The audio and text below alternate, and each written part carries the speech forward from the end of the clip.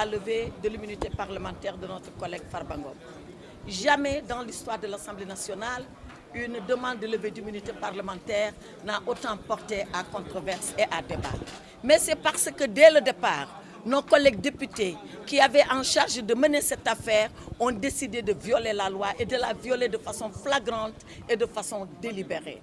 Pensez-vous que lorsque nous, en tant que défenseurs de Farba Ngom, nous demandons que les faits soient portés à notre appréciation, pensez-vous que 4 feuilles volantes qui consistent à transmettre un dossier, que ces 4 feuilles volantes suffisent à faire preuve de dossier? Pensez-vous que la précipitation, d'ailleurs reconnue, avouée ici à l'Assemblée nationale, la précipitation avec laquelle la commission ad hoc s'est dépêchée de travailler 10 jours, samedi et dimanche non compris, c'est-à-dire en 5 jours maximum, pensez-vous que cela est raisonnable pour lever la demande de l'immunité parlementaire de Farba Ngom? Pensez-vous que les mêmes membres de la commission ad hoc sont juges le jour et procureurs implacables contre Mohamedou Ngom la nuit? Quelle est cette partialité? Quelle est cette précipitation avec laquelle ils ont engagé les choses? Voilà pourquoi, la raison pour laquelle nous, de Takku Wallu Sénégal, nous avons refusé de nous associer à cette parodie de levée d'immunité parlementaire. Ils ont voulu livrer pieds et poings liés notre collègue Mohamedou Ngom à la justice. Il ira, il se défendra. Il n'a jamais eu peur de la justice parce qu'il a la conscience de l'innocent. Et c'est avec sa conscience d'innocent qu'il ira répondre au juge. Et c'est avec sa conscience d'innocent qu'il ira se défendre. Et sa conscience d'innocent le lavera de tout soupçon parce qu'il n'a absolument rien fait. Il le sait, nous le savons, eux-mêmes le savent. Mais comme la question elle est politique, nous continuerons également le combat politique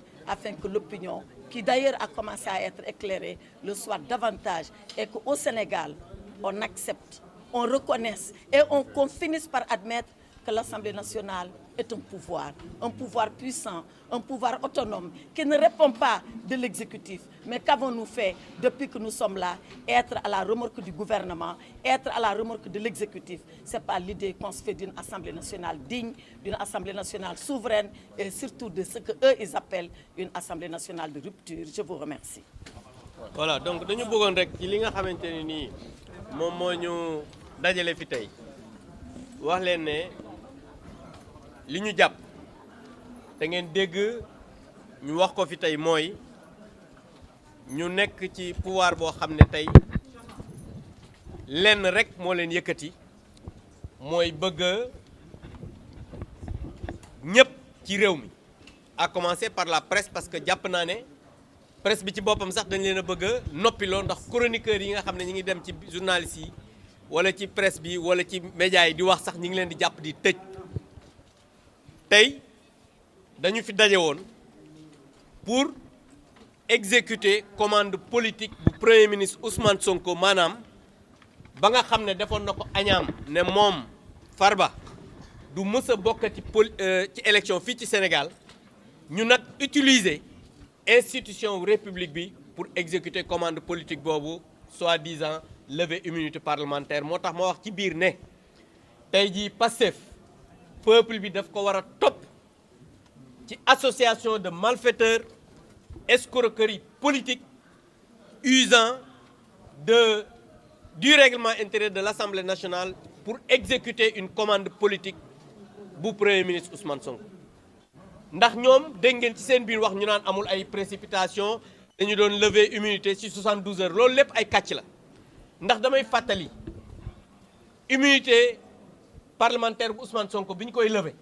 le 9 février lañu saisir le président de l'Assemblée nationale d'alors Moustapha Niasse c'est 10 jours après le 19 te ñun defuñu ben réunion dañoo réunion le 19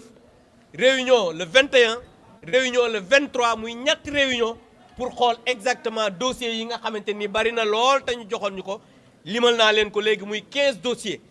audition Adji Sarr mi ngi ci moy benen masseuse bi audition mi ngi ci benen certificat médical ba ñu defaloon Adji Sarr moy examen ba ko docteur ba defaloon mi ngi ci lépp li nga xamanteni ni ay documents la yo xamanteni mi ngi won ci accusation bi dañ ko ci def donc pour wane ne ñom li ñuy wax ay waxu caaxaan la escroquerie la te ñun nak comme ay républicains lañ te tay dañu nekk di daaneel li nga xam ne mooy assemblée nationale parce que assemblée nationale boo xam ne ñaari weer la def ñu dàq ñaari ñu bëgg a faagaagal ñaari député Barthélémy Dias nangu nañ mandaam tey ñu ne dañuy lever li nga xamante ni moom mooy immunité parlementaire bu Farba Ngom weer wi passé supprimer nañ ñaari institution maanaam assemblée nationale u njaaxum daal moo fi tàmbali ci législature Ousmane Sonko ak Diomaye li tax ñu génne mooy ñun ay républicain lañ te comme lii respecté wul loi